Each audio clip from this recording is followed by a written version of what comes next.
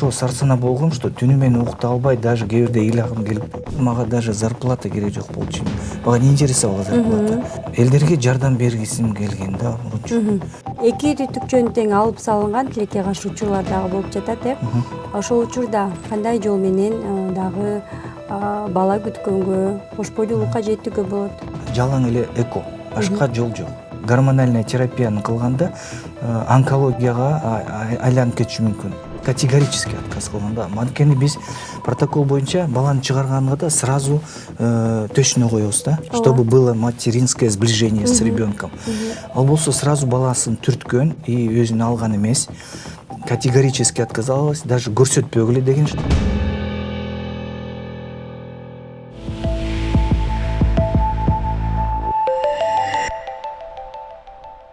Саламатсыздар урматтуу көрүүчүлөр, эфирде Умай подкаст. Бизде адаттагыдай коногубуз бар. Анда тааныштыра кетсем, акушер-гинеколог, гинеколог, эндокринолог, гинеколог, видеохирург жана ошондой эле саламаттыкты сактоонун отличниги Жанузаков Нургазы Тимурович конокто. Саламатсызбы? Саламатчылык. Эфирибизге кош келиптирсиз. Сизге да рахмат ушинтип эфирге чакырганыңызга. С удовольствием силердин суроолорго и телезрительдердин суроолорго жооп берейин. Абдан жакшы, биз дагы өтө кубанычтабыз. Биздин босогубузду аттап бүгүнкү маекке макул болуп келип бергениңиз үчүн. Анан негизи биздин берүү көбүнчө биздин көрүүчүлөрдүн өзүнүн ден соолугуна болгон кам көрүү маданиятына салым кошууга багытталган жана ошондой эле биздин заманыбыздагы өзүнүн дарыгерин жакшы билүүгө багытталган да.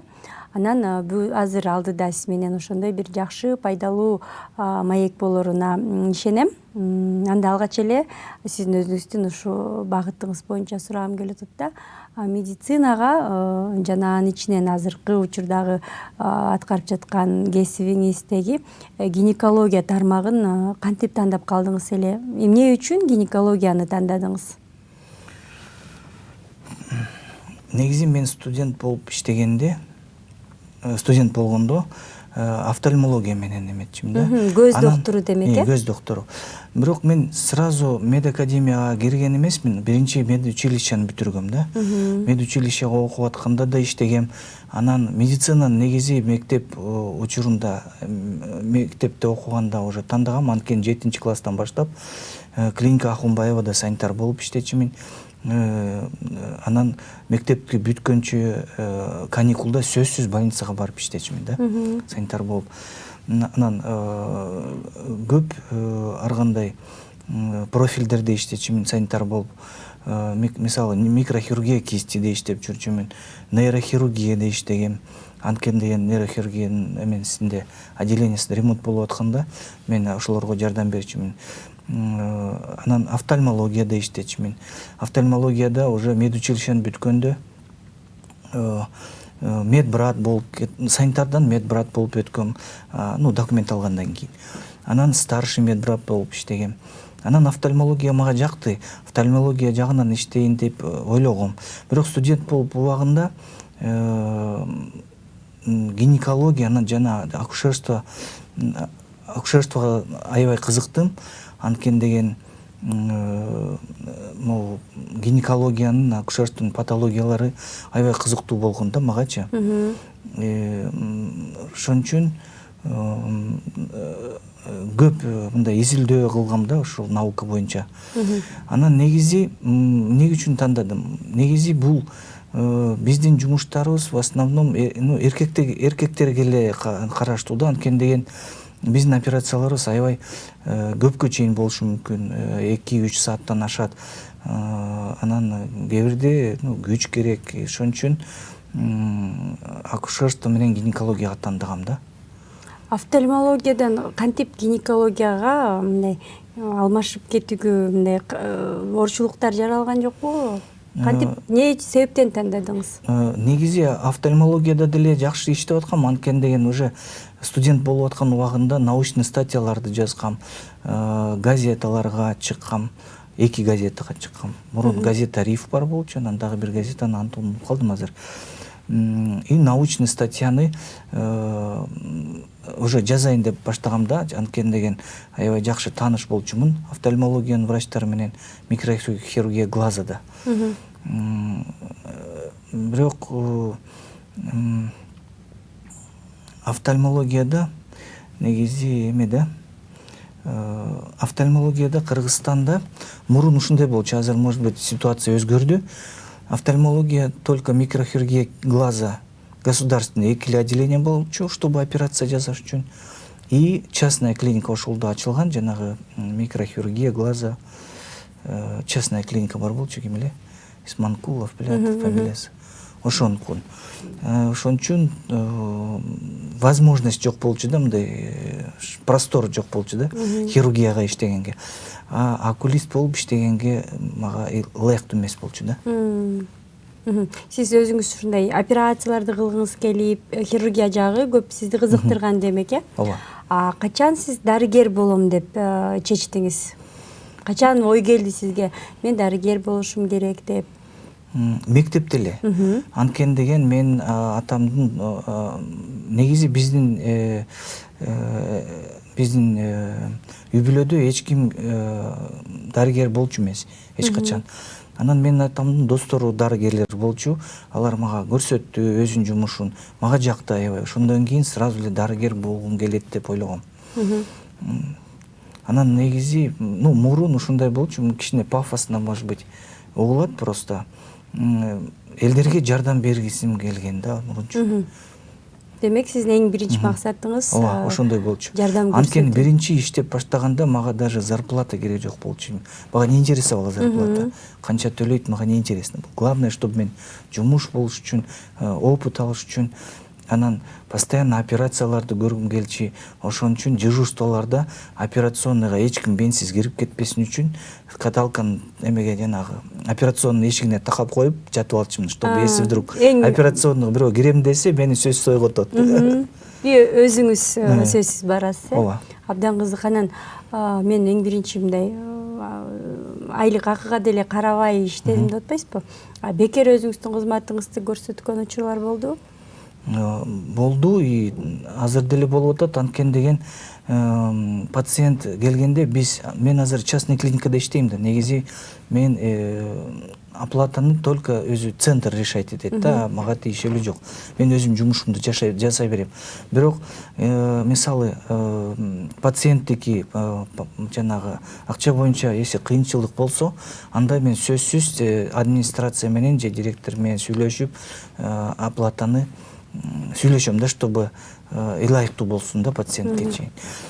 Бесплатный операцияларды кээ бирде жасап калабыз, анткени деген экстренный ситуациялар азыр деле болуп атат.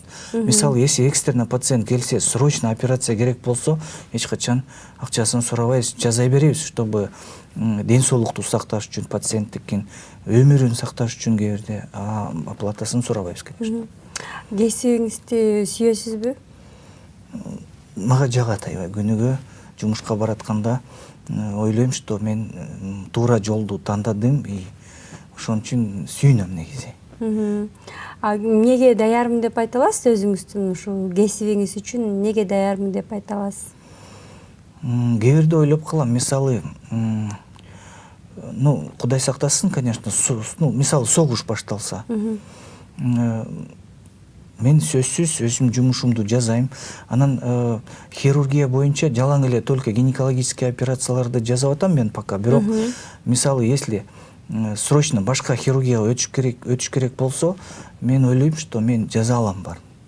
Мисалы, ашказанга, мисалы, мага жанагы аскерликти, жанагы согуштан келген ранениялар менен келсе, алым жетет деп ойлойм да, что мен керек болсо ранение менен жаза алам операция, огнестрельный раненияларды жаза алам деп ойлойм. Жакшы. Анан өткөндө дагы биздин эфирде бир коногубуз келип айтып жатат да, дарыгерлер эс албайт деле депчи. Анын ичинде хирургдар деп, анткени дайыма операциянын үстүндө болот, операцияга кылчу оорулуулар көп келет депчи. Анан сизде баягы жумушта менен эс алууну кошо алып кетүүгө мүмкүнчүлүктөр болобу? Ну, биз эс алабыз, конечно, как любой киши эле. Бирок эс алганда, мисалы, если меники операциянын пландарым болсо, конечно, эс алганда биз уже полностью расслабление болбойсуң. Постоянно ну, даяр болуп турасың да операцияга. Анан мисалы каникулдарга чыкканда кээ бирде кафелерге барып эс алганда постоянно ойлоп турасың да, чтобы даяр болгонго. Анан хирургияда негизи осложненияларды эч ким аты менен кылган эмес да.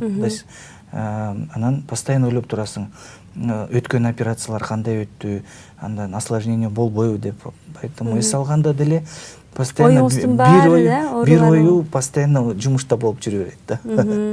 Анан жумуш учурунда дагы өзүңүздүн пациенттериңизге байланышы билип турасызбы? Негизи мурун ушунчу мен, бирок азыр вот современная медицина боюнча негизи желательно билип турган, нежелательно, чтобы анткени деген ден соолук өзүнүн кишиники эме да. Анан мисалы Америкада мындай да, если врач, дарыгер пациентке телефон чалып сураса, кандай ден соолугуң болсо, а врачка сотко берет экен. Анткени деген здоровье каждого личного, личное дело дегендей да. Потому что если мисалы врач ушинтип чалып сураса, значит врач ну как бы пациент ооруганына каалайт деп ойлойт да, ошон үчүн политика ошондой да. А так, конечно, постоянно ойлоп турам да, если пациент, бирок пациенттерге сөзсүз айтам, мисалы мен постоянно күнү түнү телефондомун. Любой убагында чалсаңар болот, түн ичинде болобу, күндүз болобу, айырмасы жок. Мен сөзсүз бош болсом сразу жооп берем. Ошон үчүн пациенттер билет, если проблема болсо сөзсүз чалат и проблемасын айтып берет. А мен постоянно связьтамын. Бирокчу мындай болду да, мен өзүм операция болуп ооруканада жаткан кезде менин дарыгерим үйүнө кетсе дагы саат 9-та, 10-да, 11, 12ге чейин улам медсестралар аркылуу аларга чалып сурап, билип койгула деп билип, улам температурамды чейнетип келип, сиздин врачыңыз сизге тынчсызданып атат, сурап атат, келиңиз дагы жаңы эле өлчөп кетпедиңер беле, 1 саат мурун десем дагы өлчө деп атат, сизди улам сурап атат деп мага келип туратты да. Анан мен муну тескерисинче дарыгердин бир камкордугу катары аябай жылуу кабыл алдым да. Бизде ушундай дарыгерлер бар экен, анткени мен биринчи жолу туш болдум да, ушундай бир камкордуккачы. Анан аябай өзүмө жылуу сезимдер болуп, тескерисинче мен айыгуума дагы кандайдыр бир ошол камкордук өзүнүн салымын кошту деп айта алам да. Анан тескерисинче бул өтө жагымдуу экен. Мен пациент катары ошондой дарыгерден камкордук алган катары кошуп айтып койгум келип атат да. Анан негизи мен дарыгерлер менен сүйлөшүп келе түшүнүп атам, ар бир дарыгер өзүнүн ошо ооруп жаткан оорулуу пациентине үйүнө барганда да ойлоп, ошол айыгып кеткичекти оюңардан кетпейт экен. Бул деген эме да, сиз айтып аткан эмени, бул ранний послеоперационный период, ал естественно да. Естественно, биз постоянно карап турабыз да, анткени протокол боюнча биз постоянно давленияны караш керекпиз, температура, анан башка показательдерди. Ал ранний послеоперационный период. Мен айтып атам, жанагы уже поздний послеоперационный. Операция убакыт өткөн, жарым жылдан өткөндөн кийин, там и так далее. Жакшы.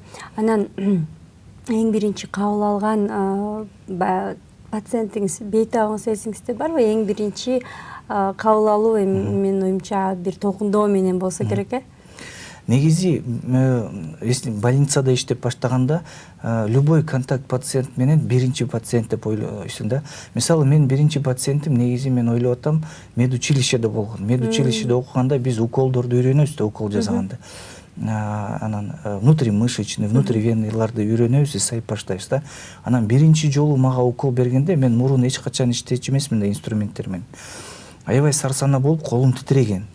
Анан колум титирөөнү көрүп алып, пациент аябай чочуган менденчи. А мен аябай ошоно сарсана болгом, эмне үчүн колум титирип атат депчи.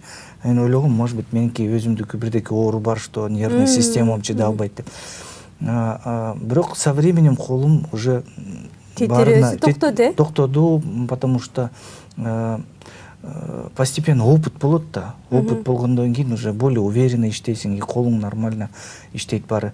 А биринчи жолу аябай ошо сарсана болгом, что түнү менен уктап албай, даже кээ бирде ыйлагым келип переживать эткем, анткени деген ойлогом, что мен ооруп атам бирдеке мененчи, эмне үчүн колум титирейт деп. А кесипти, ушул кесип тандап алганыңыз үчүн мындай өкүнүп кеткен учурлар болгон эмес беле? Жок, андай болгон эмес эч качан. Анан ар бир баягы үй бүлөлөр бар. Баягы менин кызматымды дагы бала чакам улантса экен, менин үй бүлөмдү дагы балдарым ушул мендей кызматты улантып кетсе деген ойдо баягы болушат да. Сиз кандай ойдосуз? Балдарыңызды кандай тарбиялап, жана кандай кесиптерге багыттайсыз? Чындыгын айтсам, бул жол аябай эме да, сложный жол, татал, татал жол да. Анткени деген мен биринчи сразу медакадемияга поступать эткенде болгон жок да. Биринчи медучилищени бүттүм. Анан мен медакадемияга экзамендерди жеңилирээк өтүш үчүн медучилищени сөзсүз красный диплом менен бүтүш керек болчумун. Анан красный диплом менен бүтүргөндөн кийин медакадемияга кирип алдым да. Анткени деген красный диплом менен бүткөндөн кийин бир эле экзамен тапшырасың да. Ал биринчиден. Анан 3 жыл медучилищеде окуп атканда постоянно ойлоп жүрөсүң да, окууну эле ойлой жүрөсүң. А так, уже мектепти бүткөндөн кийин башка проблемалар деле башталат да. Ошолор бири-бирине эметкенде аябай татаал жол болуп калат да.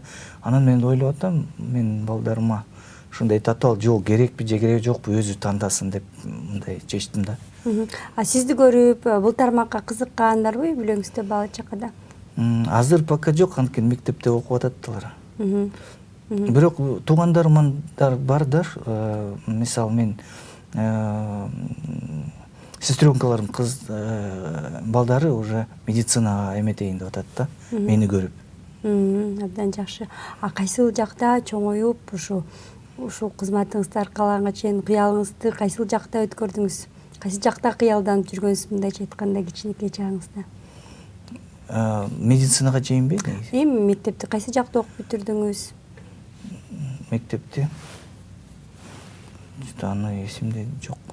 Кайсы мектепте? Мектепте көп мектептерди алмаштыргам, анткени деген папам постоянно көчүп жүрчү да, ар бери, жумуш боюнча.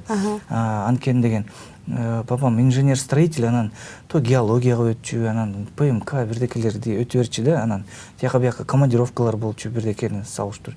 Анан биз деле папам менен чогуу көчүгүп, анан мектептерди аябай алмашкам мен көп эле. Где-то 5-6 алмаштырдым. Анткени деген ар кандай областьтарга, мисалы Талаская областька көчүп кеткенбиз, анан Сары Жаста көп жыл жашаганбыз. 2 же 3 жыл жашаганбыз да ошондой. Түшүнүктүү. Анан эми дагы эң биздин көрүүчүлөргө пайдалуу бир бөлүгү деп айтсам болот да. Оорулар боюнча келсек, анчинде бизде айымдарда көп учурда жатындан сырткары бойго бүтүү көп болуп жатат азыркы учурда. Ошол боюнча айтып берсеңиз, эмне себептен буга эмне себептен жатындан сырткары бойго бүтүү болот, жана аны кантип алдын алыш керек? Бул ооруга причиналар көп болот да. Анан жалаң эле гинекологический оорулар эмес, башка оорулар деле ушундай проблемага алып келет, ооба. Мисалы, банальный грипп болсо деле ушундай болушу мүмкүн. Анткени деген негизи боюнда болуш үчүн айымдардыкы бир айда бир эле шанс бар да, боюнда болуш үчүн. Ал овуляция болгон учурунда. Овуляция менструальный циклдын ортосунда болот да. Менструальный цикл бир ай болот да, примерно. Орточо примерно, в основном 28 күн да. Анан ортосунда овуляция болгон күнү яйцеклетка жумурткадан чыгып, сперматозоид менен бирге кошулат. Ал процесс турбанын ичинде болот. Анан яйцеклетка сперматозоид менен кошулганда яйцеклетка бөлүнүп баштайт. Бөлүнүп баштаган учурунда маточная труба өзү яйцеклетканы матка жатынга жылдырат, и жатын ичине түшкөндө яйцеклетка чапталат ошол жерге. Но маткага түшкөндө ол ошол яйцеклетка эмес, зигота деп айтат аны. Ошол зигота чапталат, ошондо боюнда болду деп айтылат да. Анан жанагы жатындан тышкары болгон оору ушул яйцеклетка же зигота жатынга эмес, маточный трубага, жумурткага, брюшная полоска чапталышы мүмкүн. Аны баарын внематочный жатын тышкары кош бойлуу деп айтат да. Анан дагы шеечная беременность болушу мүмкүн. Ал деген жатын моюнчасына чапталып калышы мүмкүн. Анан кээ бирде аномалия развития болгондо, мисалы дополнительный рок матки деп айтат аны. Жатындын дагы бир аномалия болот, ошол жака чапталышы мүмкүн. Ошол баары ушул ооруга карайт да. Анан ушинтип в основном биз практикада 99% случайларда жанагы жатын түтүкчүсүнө кош бойлуу болгондо иштейбиз да. В основном проблема ошондой. Мисалы мен 20 жылдын ичинде иштеп атканда 2 эле жолу яичниковая беременность көргөм, и операция кылгам яичниковая беременность, и брюшная беременность бир жолу көргөм, бирок аны мен операция кылган эмесмин, ушундай диагноз койгонбуз биз да пациентке. Брюшная беременность бир эле жолу көргөм. Мисалы менен чогуу иштеген мурун Храмцов Николай Николаевич деген болчу киши, ал менден да көп иштеп жүрчү. Ал мага айткан, мен уже 40 жылдан бери иштеп атам, брюшная беременность эч качан көрчү эмесмин деп айткан. То есть аябай редкая патология. Бирок литература боюнча деле бар, анан мен деле бир жолу көргөм ушундай ситуацияны. Шеечная беременностьти эч качан көрчү эмесмин мен. Бирок литература боюнча бар андай. Анан практикада мен коллегаларым көргөн ушундай проблема менен иштеген. Аябай грозное осложнение ал. И срочный мындай оперативное вмешательство керек да ошол ситуацияларда. Түтүкчөнүн өзүндө дагы кандайдыр бир көйгөйлөр болушу мүмкүнбү? Биринчи көйгөй задержка менструального цикла. Менструация келбейт. Кадимкидей эле кош бойлуу симптомдор болот да. Нагрубание молочных желез, анан менструация келбейт. Инструменталдык изилдөө боюнча УЗИден плодное яйцо трубада көрүнүшү мүмкүн. Анан ХГЧ, ал деген лабораторный анализ, кандан алынат. Анан кош бойлуу айымдардыкы ХГЧ бат эле көбөйөт. Ошол анализден ХГЧ көбөйөт. Бирок кээ бирки ситуацияларда андай болушу мүмкүн эмес да. Анткени деген орусча айтканда ушул ооруну обезьяна всех болезней деп айтат да. Анткени деген башка ооруларга аябай окшошот да. Мисалы аппендицитке окшошу мүмкүн, кишечная непроходимостьке окшошу мүмкүн, перекрут яичникага окшошу мүмкүн, апоплексия кисты яичника окшошу мүмкүн. Литература боюнча даже жүрөктүн оорунусуна окшошуп калыптыр да, стенокардияга окшошуп калыптыр. Анан литературада жазуусу бар, что кардиологияда дарыланып аткан, пока ошол диагноз коймоюнча. Анан кээ бирки оорулар внематочная беременность, даже задержка болбосо деле внематочная беременность болушу мүмкүн да. Анткени деген яйцеклетка маточный трубага чапталганда гравидарный эндометрий жатындын ичиндеги отторгация кылса, ошо месячный сыяктуу келе берет, анан түшүнүксүз болуп калышы мүмкүн да. Ошон үчүн диагноз койгонго кээ бирде татаал болот да.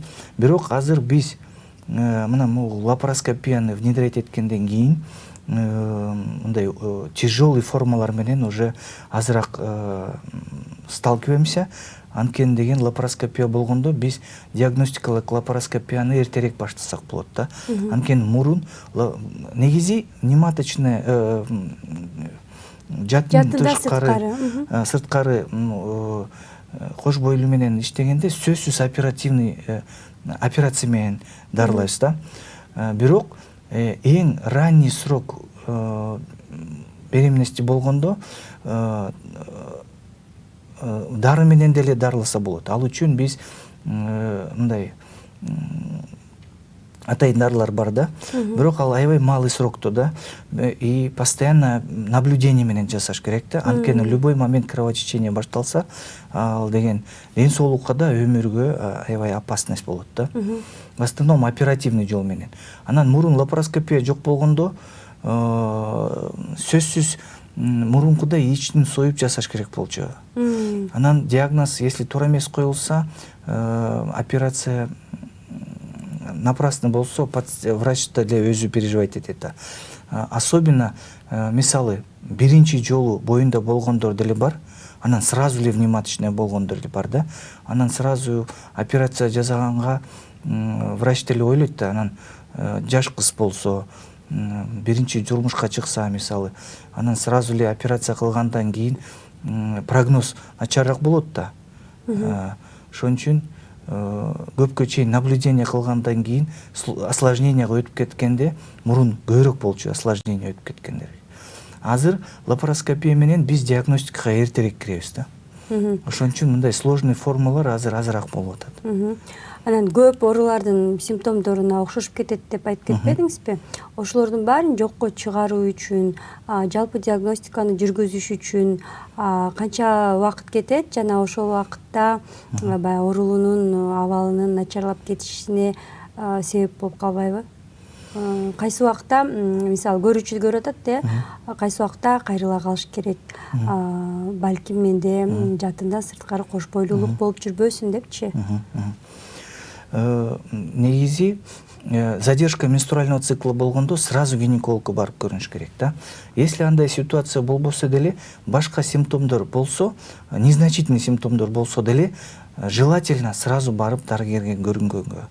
Мисалы, нагрубание молочных желез, же башкача ощущениялар болсо, же мисалы, даже могу гравидарный эндометрий чыгып атканда менструация окшошо берет, бирок башкача өзгөрөт да.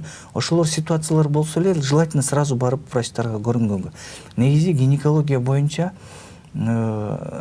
көп оорулар, гинекологиянын оорулары бессимптомно, эң башында бессимптомно өтө берет да, то есть симптомдору жок болуп өтө берет.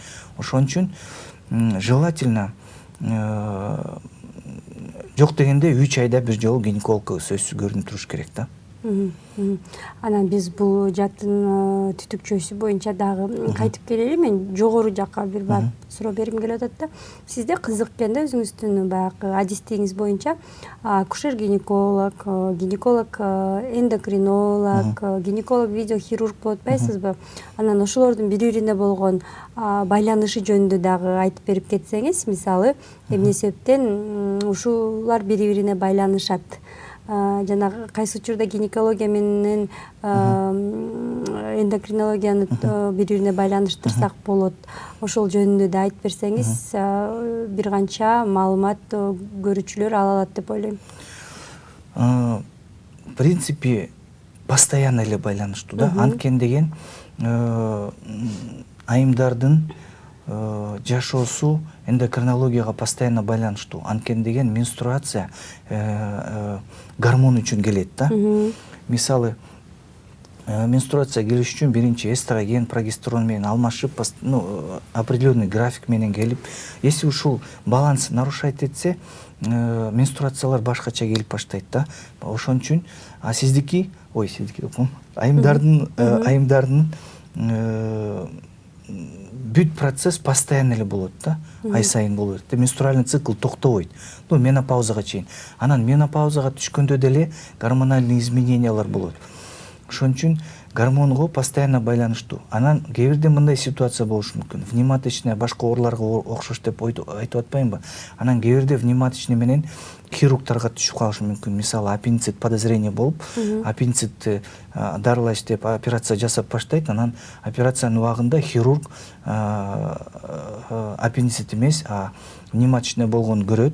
Анан токтобой эле сразу внематочный операцияны кыла алат, ал проблема эмес. Бирок ушундай операциядан кийин сөзсүз гинекологко көрүнүш керек. Анткени деген гормоналдык изменение болот. Негизи эмне үчүн болот? Анткени деген кандай болсо деле ал кош бойлук болду да. анан внезапно уш кош бойлук токтоп калса, анткени деген хирург алып салат да анычы. Анткени калтырганга болбойт да. Алып салгандан кийин гормоналдык стресс болот. Анткени организм, айымдын организми ошол беременностька даярданган, гормональный изменение болгон, бирок внезапно беременность токтогондон кийин гормональный дистресс болот, или гормональный стресс точнее. Ошол гормональный стрессти түздөш үчүн анан кайра повторно внематочный болгонго мүмкүнчүлүктүү азыраак болуш үчүн ошол гормональный стрессти түздөш керек да негизи. Анан операция ар кандай ситуациялар болот да. В основном, если внематочная боюнча разрез менен лапаротомия менен жасалганда, в основном трубаны алып салат, маточный трубаны. Если трубанын ичинде болсо, ошол жатын түтүкчөсүн алып салат да. Анткени деген азыр практика боюнча, доказательный база боюнча микрохирургические операции жанагы жатын түтөкчөсүнө неэффективный. Анан вероятность повторно кайра внематочный болгонго аябай мүмкүнчүлүгү көп болот. Анан экинчиден лапаротомия болгондо, операциянын ичин союп жасагандан кийин тырк калып калат да. Анан тырк сыртынан эмес, ичинен деле болот. Ошол тыркка спаечный процесс башталганда проценти бар да, аныкы деле. Спаечный процесс болгондо, ошол трубага спаечный процесс болгондо кайра мүмкүнчүлүк көбүрөөк болот да, кайра внематочный болгонго. Анан биз лапароскопия өткөндөн кийин бизде сырт ичинде тырк калбайт да. Анткени деген биз лапароскопия жасаганда кичинекей эле жыртык кылып, ошол жака видеокамера менен инструменттерди салып операцияны жасалабыз да. Анан мисалы лапароскопия менен биз трубаны сактаганга мүмкүнчүлүгүбүз бар. Бирок кээ бирде лапароскопия менен жасаганда деле трубаны алып салыш мүмкүн болот да. Мисалы труба аябай чоңоюп кетсе, же внематочный убагында жарылып кетсе, биз трубаны алып салабыз. Кээ бирде кровотечение аябай көп болгондо трубаны алып салабыз. Бирок кандай болсо деле лапароскопия жакшы болот, анткени деген экинчи калган трубага спайка пайдалуу болгонго мүмкүнчүлүк азыраак болот, и экинчи труба жакшы сакталат да. Ошон үчүн лапароскопия жолу дүйнөдө аябай развитие болуп атат да. Азыр өнүгүп жатат, аябай. Кыргызстанда дагы буюрса көбөйүп калды бул жол менен операция жүргүзүү. Анан түтүкчө деп калбайбызбы? Бир түтүкчөнү алып калса, бир түтүкчө менен деле кош бойлуулукка жетсе болот, Анан эки түтүкчөнү тең алып салынган тилекке каршы учурлар дагы болуп жатат, Ошол учурда кандай жол менен дагы бала күткөнгө, кош бойлуулукка жеттүүгө болот? Эки түтүкчө алып салгандан кийин жалаң эле эко, башка жол жок. Эко боюнча дагы биз эфирден сырткары дагы эко боюнча дагы айтып берчү сөздөрүм бар деп жаттыңыз эле, ага да токтоло кетсеңиз. Эко боюнча негизи эко деле азыр эко менен аралашасызбы? Негизи биздин клиникада, мисалы мен иштеп аткан жерде эко жок, бирок Кыргызстанда аябай өнүгүп атат. Эко центрлер ачылып атат. Анан эко яйцеклетканы, оплодотворенияны инвит, то есть сыртта жазылат да. Анан эконун результаты в основном, жана специалисттер менен сүйлөшүп атам, в основном техникадан результат болот да. Чем выше уровень технического оснащения, тем выше процент наступления беременности. Жакшы, анан менопауза боюнча да көп айымдарды кызыктырган суроо бар. Ошол нерсени кантип кечиктирсе болот? Эрте болуп калбаш үчүн ошо убактысын кантип мындай кечиктирип келүүсүнө аракеттерди кантип жасаш керек, эмне кылса болот? Ошол боюнча да кеңеш айтып койсоңуз. Көбүнчө гинеколог, эндокринологдор естественный процесске желательно тийбеш керек деп айтат да. Азыр жаңы протоколдор боюнча, жаңы доказательный база менен, мисалы кээбирки, если ранее менопауза болсо, эч ким дополнительно эч кандай эме кылбайт да. Эң эрте менопауза кайсы куракта В основном нормада 50 жашта болот да. В основном 50 жашта. Анан кээбиркилердики эртерээк болушу мүмкүн, 48 жашта, 49 жашта. Бирок нормада 47,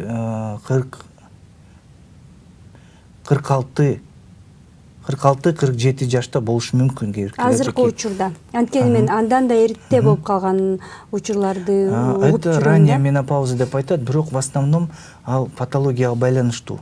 Мисалы, же генетически предрасположенный болсо, мисалы, менопауза эмне үчүн? Яичниктердин функциялары токтосо, фолликулдар түгөнсө, ошондо менопауза башталат да. Анан изначально, если фолликулдар аз болсо, менопауза эрте башталышы мүмкүн да. Бирок менопаузаны кичине кечирээк кылдырса болот да. Ал үчүн гормональный терапия менен 50 жашка чейин да, 50 жаштан ашык кылса деле болот. Бирок аны деген сөзсүз исключительно врачтар менен наблюдение кылыш керек. Анткени деген гормональный терапияны кылганда онкологияга айланып кетиши мүмкүн. Анткени деген онкология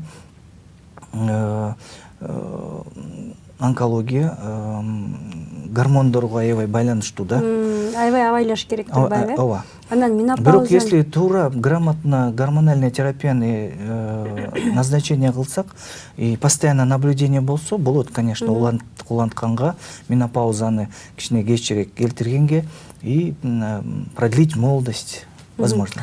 Анан менопауза маалында, мисалы, бул аял заты үчүн бир кандайдыр бир жаңы этап болуп калат да. Организмдин кандайдыр бир жаңы этапка өтүшү, өзгөрүүлөрү. Ошол кезде аялдын организми кандай болот, эмнелерди сезет, сезимдери кандай болот, ошо боюнча айта кетсеңиз, анткени бул жөнүндө дарыгерлер гана билбесе, ошо менопауза учурундагы айым деле ал нерсени өзү биле бербейт да. Өзүнө маалымат катары мен ар бир айымды билип алса деп ойлойм да. Менопаузага өткөндө организмдин перестройкасы болот. Ал кээбирки пациенттер жакшы эметет да, көтөрөт. А кээбиркилер аябай кыйналат.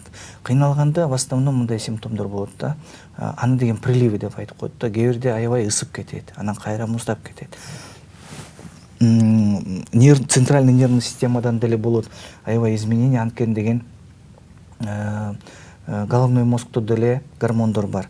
Аденогипофиз деп айтат, аякта релизинг гормондор чыгат. Ошол релизинг гормондор башкача иштеп баштайт, анан перепады настроения болот. Аябай эле кээ бирде аябай чыдай албай калат да. Даже жакын туугандары кичине ошону үйбүлөн кишилер аны ачуулануу, урушчактык, кээ бирде эл агысы келип, раздражительность болот, ооба. Анан гормональная перестройка болуп атканда и жанагы косметические изменения болушу мүмкүн. Кожа башкача болот, уже мурункудай жаш кезиңдегидей подтянутость эмелер болот бойт да. Кожа морщинкалар көбүрөөк чыгышы мүмкүн. Ошон үчүн ушул симптомдорду токтотконго биз в основном симптоматическая терапияны тандайбыз. Но бирок кээ бирки ситуацияларда гормондорду деле кошобуз да. Анан мен бул нерсеничи, бул менин жеке оюмда көп ойлоном да. Көбүнчө деген ушул учурда үй-бүлөдө бири-бирине таарыныучтар да пайда болуп калат го. Мисалы ошол эле балдар апасына таарынган, анткени апасынын организминде эмне болуп жатканы эч кимге билинбейт да. Анан ошол нерсени окуучу балдарга делеби кошо айтып, ушундай этаптар болот жашоодо. Ошондо мисалы апаңыз же аялыңыз кийин ушундай учур болгондо сиз аны симптомдордон, аны алып жүрүүсүнөн эле байкап түшүнүүгө аракет кылышыңар керек деген сыяктуу. Ошол эле ай сайын мындай айыз учуру болот го. Ошондо деле анда деле гормондордун өзгөрүүлөрү болот да. Ошол кезде деле ошол бала чака жолдошу аны дагы түшүнүүгө мындай түшүнүш керек деп ойлойм да. Бирок ал түшүнүш үчүн ал эч качан эч кимге айтылбайт. Бирок үй бүлө мүчөлөрү мисалы отуруп бул нерсени баягы медицина тили менен сүйлөшүп ошол нерсени ачыктап коюшу керек деген ойдомун да. А сиз медик катары кантип ойлойсуз? Ошондой бир болсо туура болот беле? Анткени эч ким билбейт да. Тигиде мисалы апасында же карындашында же аялында менопауза болуп атканын, же болбосо айызы болуп атканынчы, гормондорунун таптакыр перестройкасы болуп, айым өзүн башкача сезип атканын эч ким түшүнбөй эле жакшы кабыл албай койгон учурлар да болот да. Анан сиздин мындай медицина кызматкери катары сиздин да көз карашыңызды билгим келип атат. Ушундай маалыматтар негизи болуш керек да, анткени деген ушундай гормональный изменение болгондо айымдар ушинтип кыйналып атканда жакын туугандары, үй бүлөнүн эмелери поддержка болгону аябай жакшы болот да. Анткени деген негизи постоянно гормональная перестройка болуп аткан убагында муну менин оюмча айымдарга аябай сложно эметкенгечи. Анан кээ бирки үй бүлөлөрдө ал жөнүндө сүйлөбөй коюшу мүмкүн, такыр эле уялган үчүнбү же башка причиналар үчүн. Мисалы даже менде пациенттер болгон, когда подружкалары чогулуп анан келген, менструация башталган да алардыкы.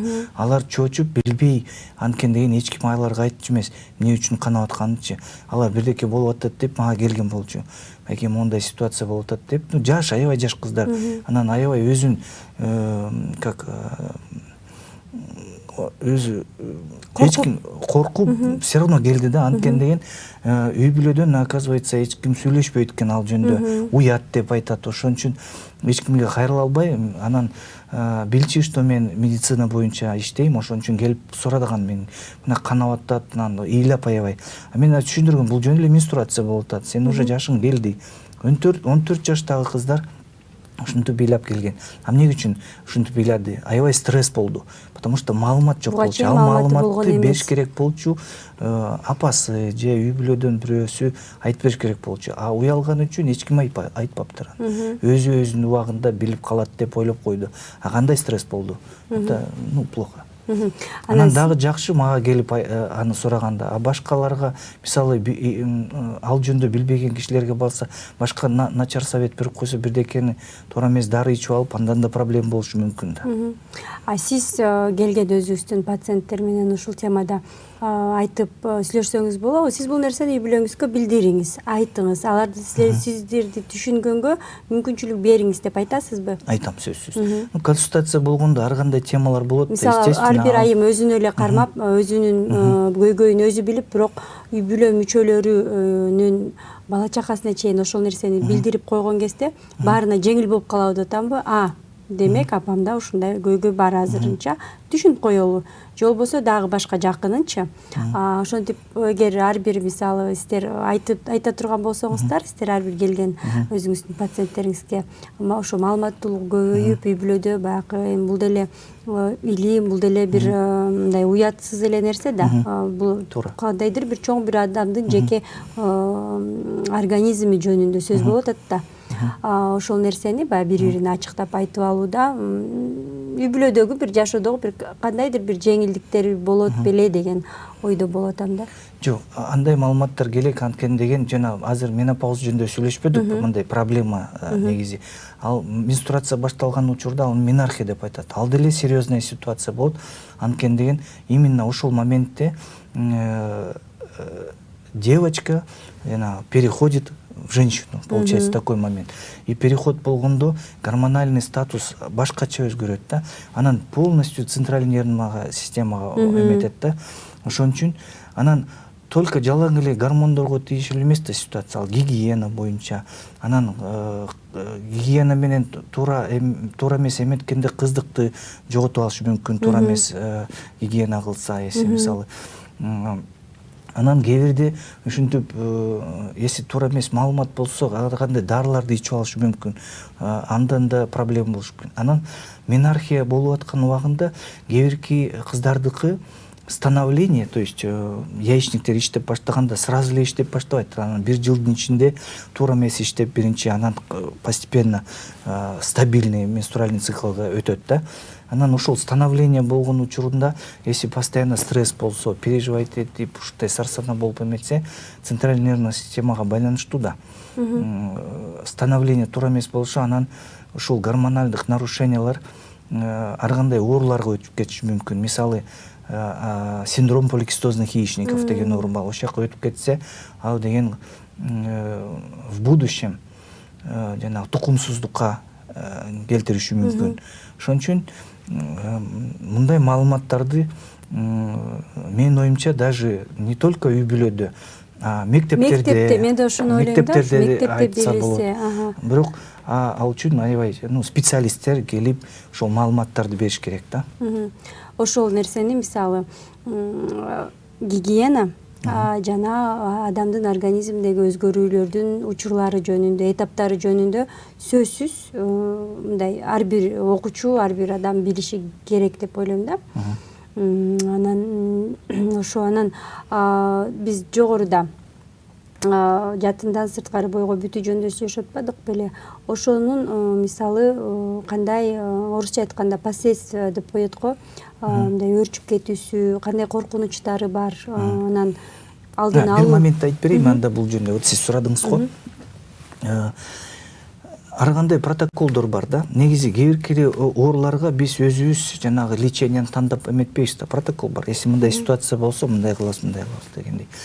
Мисалы, трубанын ичинде жанагы түтүкчөсүндө внематочный болгондо биз лапароскопия менен трубаны сактап калсак, кайра экинчи жолу ушул трубага внематочный болсо, сөзсүз бул труба алыныш керек да. Анткени труба негизи аябай кичинекей, аябай нежный, назик структура да. Анан ичинде жөн эле мындай труба сыяктуу эмес да. А ичинде ворсинчатый аппарат дейт да. Ворсинчатый аппарат аябай нежный, аны только микроскоп менен көрсө болот. Ошол ворсинчатый аппарат повреждение болсо, уже башка кайра жаңылбайт ал. Жаңыланбайт э? Анан менде бир ушундай ситуация болгон да. Бир айымда внематочный болгон, трубасын алып салган. Аны мен операция кылган эмесмин. Анан экинчи жолу внематочный болгондо кайра операция кылып, бирок трубаны сактап калган. То есть бир эле труба калды, бирок ошол трубада уже внематочный болгон. Анан кайра мага кайра эмес, үчүнчү жолу мага түшкөн да. Мен ага айттым, сиздики бир трубаңыз уже алынган, а бул трубаңызда уже экинчи жолу внематочный болуп атат. Мен ошон үчүн азыр кирип эле трубаңызды алып салам, ошондон кийин экого барасыңар деген. Анан биз ушинтип консультация болуп аткан учурда аябай переживать этип ыйлады, айтты, что экого эч качан барбайт. Анткени деген ага деген өзүнүн причинасы болчу да. Барбайт. Биринчиден эко аябай, аябай деле эмес, бирок менин оюмча аябай кымбат нерсе. Анткени деген примерно $5000 кетет в любом случае экого. Анан мен кээ бирде причинасы башкача болот. Күйөөсү против, там аябай көп причиналар болот да. Экого эч качан барбайм деген, шарты жок деген. Ошон үчүн трубаны сакташ керек деген да. А биз протокол боюнча алып салыш керекпиз да. Бизге деле аябай эме болот да, риск болот да. Мисалы, мен кайра трубаны калтырып койсом, анан үчүнчү жолу кайра башка больницага түшсө, башка врачтар айтат да. Экинчи жолу внематочный болгонго врач калтырып койду, ал туура эмес кылды деп. Анан үчүнчү жолу внематочный болуп калса, труба бат-баттан жарылышы мүмкүн, кровотечение болушу мүмкүн, пациентка может потерять жизнь. Бирок ушинтип аябай аны менен сүйлөшүп, көп нерселерди ойлонуп, мен деле переживать этип, операциянын ичинде трубаны аябай жакшы текшердим, бирок кайра сактап койгом да. Өзүмө риск алыпчы. И убакыт өткөндөн кийин боюнда болуп төрөдү. То есть риск оправдался. Кандай жакшы болгон, э? Риск оправдался, хотя протокол боюнча алып коюш керек болчумун. Кээде демек протоколдон дагы мындай сыртка чыгууга болот экен да? Болот, бирок ага аябай жакшы ойлонуш керек да. Анан кээ бирде, может быть, интуиция эметип калышы мүмкүн да, потому что аябай ойлонуп кеткенде ошол ситуация кандай негизде протоколдон сыртка чыктыңыз? Интуицияңыз ойнодубу же кандай? Интуиция ойноду, анан бул ай менен сүйлөшкөндө анын эмесин сырын билип аласың да, анан анын жизньди баарын билип аласың, кандай ситуация болуп аткан. Анан аябай переживать этип баштайсың, потому что үй бүлөсү уже была на грани, да, скажем, үй бүлөсү, анткени күйөөсү башкага кетип калышы мүмкүн, ушундай ситуация болуп атканда. Түшүнүктүү. Бирок негизи менин оюмча андай болбош керек негизи. Анткени деген, мисалы, тукумсуздук ал деген жалаң эле айымдардын проблемасы эмес. Это семейная проблема. Ал проблеманы супруги должны вместе проходить. Кандай болсо деле. Экого байланыштуу кандай проблемалар бар, көйгөйлөр чыгышы мүмкүн деп эдиңизби? Анан мен эко боюнча чынында изилдеген эмесмин, бирок угушум боюнча эко кылгандан кийин бул айымдын ден соолугуна дагы кандайдыр бир таасирин тийгизип коет, иммунитетке, ошол эле гормондорго байланыштуу деп уктум да. Ошол жөнүндө айта кетсеңиз, чындыгында ошондойбу? Баары миф. Биз азыр только доказательный медицина менен иштейбиз. Мисалы, экону жазатканда ар кандай ситуациялар бар, анан башка пациенттер айтат да, что аябай көп гормон алган үчүн ракка айланып кетиши мүмкүн деген мурун эмелер, мифтер болчу. Ал доказательный медицина боюнча эч кандай зыян ден соолукка жок. Доказательный медицина боюнча. Коркпостон барып эко түрүндө деле кошкойлуулук кылса. Эко менен бир ситуацияны айтып берейин. Эко менен жанагы жатынан тышкары ситуацияны айтып берейинби? Бир пациенттин эки трубалары уже жок болчу. Алынган, анан экого барган, экодон кийин внематочный болду. Кандай болду дебейсизби? Труба жок болсо деле. Оказывается, мурун трубаны алганда, трубанын кичинекей мындай эмеси калган да, культя. Орусча айтканда культя. Труба мындай узун да. Анан эки трубаны алганда кичинекей эме башы калып калган болчу. Ошол эко жасаганда яйцеклетканы матканын ичине, жатын ичине эндометрийге чапталат да. Кичине салып коет да. Ал болсо жатынга чапталбай, ошол тиги кичинекей калган трубанын ичине түшүп, ошол жака внематочный болгон. То есть экодон кийин внематочный болгон. Анан инфекциялар, ар кандай инфекциялар менен инфекциялар сөзсүз причина болушу мүмкүн. В основном урогенитальный инфекция. Бирок грибковая инфекция же бактериальная инфекция деле болушу мүмкүн. Острый процесс болгон убагында. Не только инфекциялар, даже стресс болгон. Именно овуляция болгон үчүн да, оплодотворение болгон үчүн да, мисалы, аябай стресс болсо деле внематочный болушу мүмкүн. Бирок внематочныйдан эч ким не застрахован. Анткени деген овуляция алмак-салмак эки жагынан болот да, сол жагынан, журмурткадан же оң жагынан. Анан кээ бирде сол жагында овуляция болгондо яйцеклетка сол жагында трубага түшпөй, оң жагына трубага түшүп калышы мүмкүн. И процесс нидации же мынтип чапталганга эртерээк башталышы мүмкүн. И трубага чапталып калышы мүмкүн. Анан ушу түтүкчөдөгү бүткөн кошкойлуулукту бул эркектердин дагы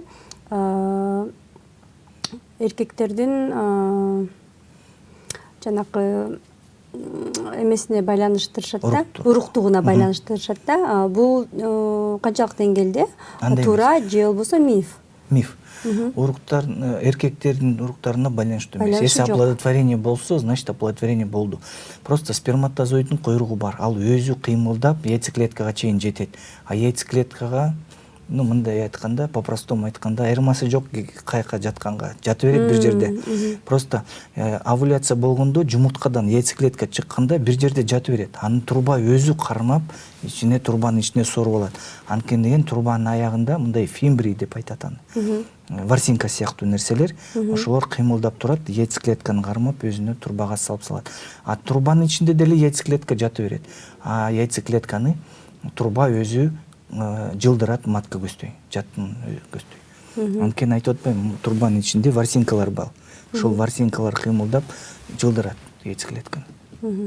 Жакшы маалыматтар болуп атат. Анан дагы сиз айымдарга кандай кеңеш маалыматтарды берет элеңиз, баягы сиздин өзүңүздүн ушу практикаңызда көрүп жүргөн катачылыктар айымдар тарабынан кетилип жаткан же болбосо бир этибарга албай, көңүл бурбай койгон нерселер болот да эми. Ошол нерселерди сиз эмнени байкап жүрөсүз? Сиз эң негизги кандай кеңештерди бергиңиз келет эле? Ну, относительно внематочный боюнча профилактика деле кылса болот. Желательно жанагы инфекцияларды вовремя лечения кылып, один половой партнер должен быть. Алкоголь, употребление алкоголя нежелательно. Занятия спортом жакшы результат берет. Ошолор бүт бары профилактика болот. И правильное питание, ошолор жакшы профилактика болот ошолоргачы. А так негизи айымдардыкы көбүнчө проблемалар из-за незнания болушу мүмкүн да. Ошон үчүн мен бүгүн аябай кубанычтамын, что мындай информация берип атканыма. И нервные стрессы из-за тоже незнания болушу мүмкүн да. Но в основном, наверное, эркектерге айткым келет да, нужно, наверное, как бы это правильно выразиться. Думаю, более внимательное отношение нужно к нашим женщинам.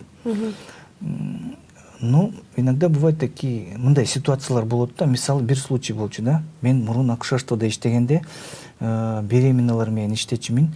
Анан кош бойлуктарды кээ бирде угрозалар болот да.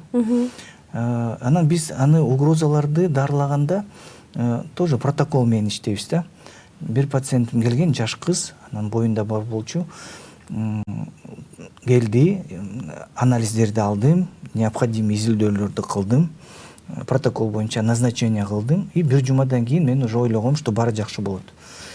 Анан бир жумадан кийин текшерсем, жакшы эмеге өзгөргөн эмес да, угроза андан да көбүрөөк болуп атат да. Мен дагы изилдөө кылып, дагы лечение жазып бердим дополнительно. Анан дагы бир жума наблюдение кылдым. Бирок эч кандай өзгөрүү болгон эмес. Наоборот, ситуация андан да жаман болуп атат да. Күчөдө. Анан кечинде отуруп, аябай жана анализдердин баарын текшерип, ойлоп атам да, эмне үчүн мындай ситуация болуп атат депчи, вроде баарын туура кылып атам, бирок нормада болбой атат да. Анан бир моментти заметил да, что башка пациенттер менен постоянно проблема. Бирөө келет, там күйөөлөрү келет, туда там нарушение жанагы больничного режима болот. А мунуку эч качан эч кандай проблема жок, постоянно тишина. Анан мен ойлодум, заметил, что эч ким келбейт экен да агачы. Посетителей нету. Анан кечинде барып аны менен отуруп сүйлөштүм. Эмнеге ушундай болуп атат, эч ким келбей атат. Оказывается, булар экөө тең күйөөсү менен чогуу Бишкекке келип, ну, жумуштар боюнча келиптир. Анан угроза болгон үчүн больницага жатып алган бул кыз, а күйөөсү не навещал ее. Анан сүйлөшсөм, оказывается, айттым, күйөөң каякта жүрөт десем. Ал жумушта жүрөт. Анан айттым, эмне үчүн жүрөт жумушта? Акча табыш керек да, туурабы? Анан акча эмне үчүн табыш керек? Сага, дарыга, анан келбесе деле ал ресторанда жүргөн эмес да. Ушинтип сүйлөшүп, кичине нервный системаныкын успокоить этип, чай ичип, кичинеден эметсек, экинчи күнү даже без дарысыз эле анализдер аябай жакшы өзгөргөн. То есть обычное, мындай, как сказать, внимание может ситуацияны өзгөртүп коет. Демек, борбордук нерв системасы аркылуу да көптөгөн нерселерди басаңдатууга, айыктырууга, бир оңдоого өтө мүмкүнчүлүк бар. Ошол ситуация прям практикада болгон да. Абдан жакшы экен. Хотя эки жума дары менен дарыла албай жүргөм аны. Анан бир сүйлөшүп эле ушундай ситуация. Кош бойлуу айымдарга, негизи эле айымдарга анда кандай кеңеш берсек болот баягы? Негизи айтат го, дарыгерлер бар, өзүңдү жакшы кара, жакшы карма, нервтенбе деп айтат го. Бирок нервтенбөөнүн жолдору айтылбайт да, кантип нервтенбей калыш керек, кантип мындай кыжаалат болбош керек, ошону мындай бир кеңеш катары айта алабызбы? Ал үчүн негизи, конечно, психологтор менен сүйлөшөк аябай көп маалымат бермек да. Бирок в основном биз, основная проблема, что биздин партнердон требуем да. Внимание требуем, анан башка эмелерди требования болот да. Лучше всего, самый главный совет, требования к себе. В первую очередь. И тогда ситуация лучше будет дейм да. Көп нерсени өзүңдөн гана. Ооба. Потому что негизи бул, как сказать, өзүң жардам бербесең өзүңө, эч ким сени жакшы билбейт да, сен өзүңдү жакшы билесиң. Талаптарды өзүңө коюш керексиң. Жакшы, анан сиздин бул кесибиңизге үй бүлөңүз кандай карайт жана эң мындай өзүңүз жумушуңуз боюнча эң мындай кеч үйгө канчада барасыз? Сизге жанатан бери үй бүлө мүчөлөрүңүздөн чалып атат окшойт. Менин оюмча бир 30-40 чалуу болду окшойт э? Мурун дежурстволор болгондо мен вообще үйгө келчү эмесмин. Анан мурун айтып атпайм, биринчи иштеп баштаганда мага даже зарплата не важно болчу. Главное, чтобы көбүрөөк знания алыш үчүн да, көбүрөөк билиш үчүн. Анткени деген азыр деле иштеп атсам, жаңы эмелер ачылып атат, ошолорду билип атам да дагы элечи. Анан үйгө аябай кеч келчүмүн. Кечке чейин дежурстволордо жүрүп эле, особенно акушерствода постоянно эмелерде жүрө бересиң да, дежурстволордо. Азыр ситуация башкача болду, конечно, мен үйгө келе берем. Бирок кээ бирде аябай сложный операциялар болгондо үйгө бара албайм, потому что лучше жанагы ранний послеоперационный период жөнүндө сүйлөшпөдүк беле. Ооба. Лучше мен калып, ранний послеоперационный период бүт показательдерди пока нормага келмейинче үйгө барбайм. Ошон үчүн үй бүлөңүз кечке туура чейин кабыл алат сиздин кечке келип кеч келгениңизди. Анан акушерствого токтобой калыптырбыз да.